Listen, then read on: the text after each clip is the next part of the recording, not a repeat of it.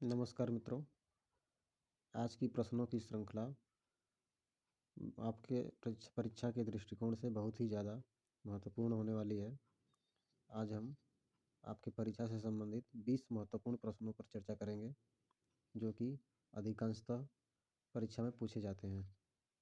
तो आइए आरंभ करते हैं इसी के साथ सामान्य अध्ययन की 20 प्रश्नों की श्रृंखला के साथ। पहला प्रश्न है, एशिया का सबसे बड़ा सौर ऊर्जा प्लांट कहाँ स्थित है?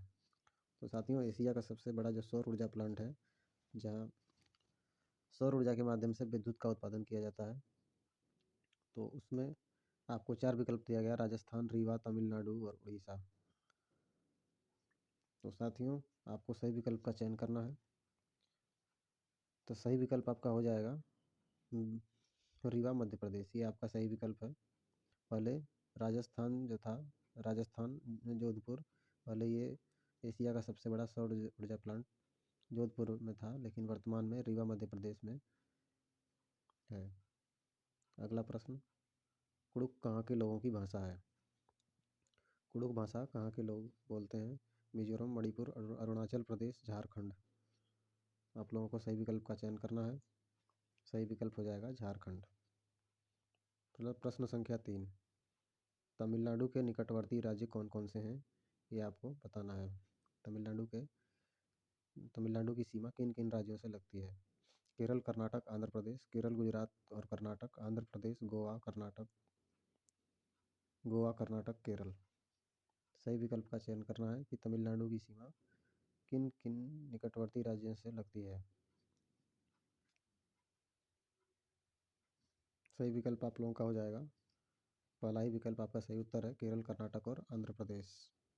प्रश्न संख्या 4, प्रश्न संख्या 4 है, निम्न में से जड़ का कौन सा कार्य पौधों के लिए नहीं है? निम्न में से कौन सा कार्य पौधों के लिए नहीं है? यह पूछ रहा है कि कौन सा कार्य नहीं है। इस पर आपको विशेष ध्यान देना है। अधिकतर प्रश्न में होता क्या है कि नकारात्मक प्रश्न पूछ लिए जाते हैं और आप जल्दीबाजी में उनका प्रश्न सकारात्मक रूप से दे देते हैं, जो कि गलत हो जाता है। आपका प्रश्न आते हुए भी गलत हो जाता है। तो इस बात का विशेष ध्यान रखना है कि आपका नकारात्मक जो शब्द आएगा उस पर आपको पहले से टिक कर लेना है और तब उसके प्रश्न का उत्तर देना है। तो इसमें पूछा गया है कि निम्न में से जड़ का कार्य कौन सा कार्य पौधे के लिए नहीं है? तो आपका इसका सही उत्तर देना है। पहला है भोजन भंडारण संचित करना, ह्यूमस उपलब्ध कराना, पौधे को सहारा देना, जल तथा खनिजों का अवशोषण करना।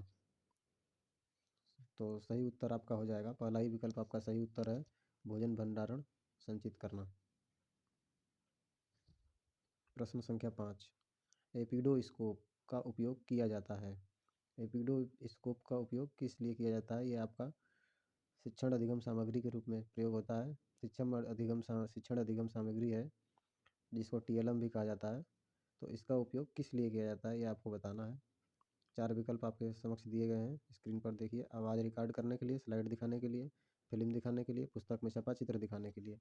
तो एपिडोस्कोप का प्रयोग किस लिए किया जाता है, इसका आपको सही उत्तर देना है। आप लोगों के स्क्रीन पर 4 विकल्प दिए गए हैं। तो सही विकल्प हो जाएगा आपका पुस्तक में छपा चित्र दिखाने के लिए। यह इसका सही उत्तर है। अगला प्रश्न संख्या 6, प्रश्न संख्या 6 में दिया गया है, जीवों का संग्रह करके उन्हें परिरक्षित करने के लिए रखा जाता है। तो जीवों को संग्रह करके परिरक्षित करने के लिए किस चीज़ में रखा जाता है, यह आपको बताना है।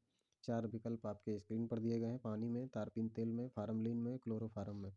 तो आपको सही उत्तर का चयन करना है और सही उत्तर हो जाएगा आपका, अंतिम विकल्प आपका सही उत्तर है, क्लोरोफार्म। क्लोरोफार्म में इसको संग्रह करके रखा जाता है। प्रश्न संख्या 7, प्रश्न संख्या 7 है, गणगौर का त्यौहार मनाया जाता है। गणगौर का त्यौहार कब मनाया जाता है, यह आपको बताना है। चैत्र शुक्ल तीज को, श्रावण शुक्ल तीज को, भाद्रपद कृष्ण अष्टमी को, चैत्र शुक्ल नवमी को। आपको सही उत्तर का चयन करना है। आपके स्क्रीन पर 4 विकल्प दिए गए हैं। तो गणगौर का त्यौहार सही विकल्प है, चैत्र शुक्ल तीज को मनाया जाता है। पहला ही विकल्प आपका सही उत्तर है। प्रश्न संख्या 8, प्रश्न संख्या 8 में दिया गया है, जल से बाहर निकालने पर मछलियाँ मर जाती हैं, क्यों? इसका कारण आपको बताना है कि जल से बाहर निकाल देने पर मछलियाँ क्यों मर जाती हैं। उन्हें ऑक्सीजन अधिक मात्रा में प्राप्त होता है, उनका शारीरिक ताप बढ़ जाता है, वे सांस नहीं ले पाती, या इनमें से कोई नहीं। आपको सही उत्तर का चयन करना है। प्रश्न एक बार और देख लीजिए। जल से बाहर निकालने पर मछलियाँ क्यों मर जाती हैं? आपको चारों विकल्प दिए गए हैं, सही विकल्प का चयन करना है कि क्यों मर जाती हैं।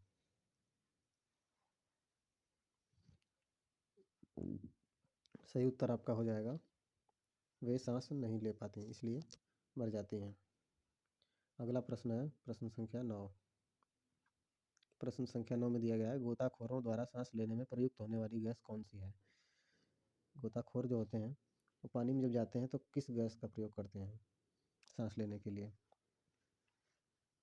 ऑक्सीजन तथा नाइट्रोजन, ऑक्सीजन तथा हीलियम, ऑक्सीजन तथा आर्गन, ऑक्सीजन तथा नियॉन। सही उत्तर का चयन करना है। 4 विकल्प आपकी स्क्रीन पर दिए गए हैं, तो सही उत्तर हो जाएगा आपका ऑक्सीजन तथा हीलियम। यह आपका सही उत्तर है। ऑक्सीजन तथा हीलियम गैस का प्रयोग गोताखोर पानी में जाते समय सांस लेने के लिए इसी गैस का प्रयोग करते हैं। सही विकल्प विकल्प संख्या 2 आपका सही उत्तर है, ऑक्सीजन तथा हीलियम। प्रश्न संख्या 10। प्रश्न संख्या 10, समुद्र में रहने वाले जीव सांस लेने के लिए किस गैस का प्रयोग करते हैं? प्रश्न संख्या 10 को ध्यानपूर्वक पढ़ेंगे। समुद्र में रहने वाले जीव सांस लेने के लिए किस गैस का प्रयोग करते हैं? 4 विकल्प आपके स्क्रीन पर दिए गए हैं। जल से प्राप्त हाइड्रोजन, जल में घुलित ऑक्सीजन, पौधों से प्राप्त कार्बन डाइऑक्साइड, इनमें से कोई नहीं। सही उत्तर आपको चयन करना है। आपके स्क्रीन पर 4 विकल्प दिए गए हैं। विकल्प संख्या 2 आपका सही उत्तर है, जल में घुलित ऑक्सीजन का प्रयोग करते हैं। प्रश्न संख्या 10, घरेलू पशु जो जुगाली करते हैं वह कौन सी प्रदूषक गैस छोड़ते हैं?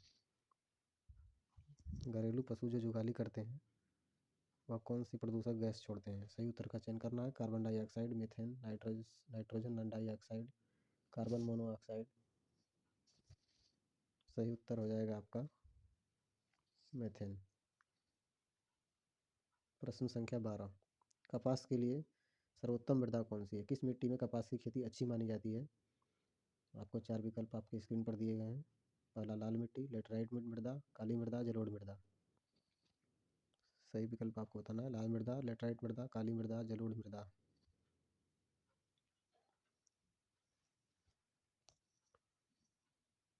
इसका सही उत्तर हो जाएगा प्रश्न विकल्प संख्या 3 आपका सही उत्तर है, काली मृदा। काली मृदा में कपास की खेती अच्छी मानी जाती है। प्रश्न संख्या 13, निम्नलिखित में से कौन स्वच्छ ईंधन है? कोयला, लकड़ी, एलपीजी, इनमें से कोई नहीं। सही विकल्प का आपको चयन करना है। आपकी स्क्रीन पर चारों विकल्प दिखाई दे रहे हैं, सही विकल्प का चयन करना है। स्वच्छ ईंधन किसको माना गया है? तो सही उत्तर हो जाएगा विकल्प संख्या 3, एलपीजी।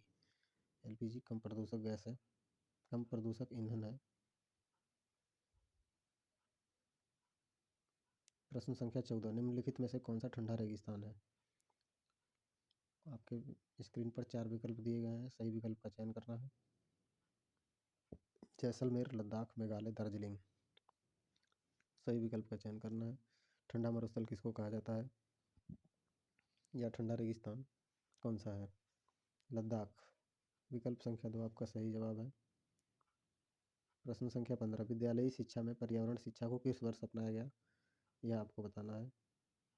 विद्यालयी शिक्षा में पर्यावरण शिक्षा को किस वर्ष अपनाया गया? विकल्प आपके सामने है। वर्ष 1986, 1992, 2000, 1972। विद्यालयी शिक्षा में पर्यावरण शिक्षा को किस वर्ष अपनाया गया? वर्ष 1986, 1992, 2000, 1972। आपको सही विकल्प चयन करना है, तो सही विकल्प हो जाएगा वर्ष 2000। अगला प्रश्न है प्रश्न संख्या 16, ग्रीन अकाउंटिंग से तात्पर्य है खाली स्थान के आकलन को ध्यान में रखते हुए देश की राष्ट्रीय आय को मापना। सही विकल्प का आपको चयन करना है। 4 विकल्प आपके स्क्रीन पर दिए हुए हैं। देश के कुल वन क्षेत्र, देश के वन आच्छादन के विनाश, प्रदूषण और पर्यावरणीय क्षति, उधार दी गई प्रति भूमि के क्षेत्रफल। सही विकल्प का चयन करना है।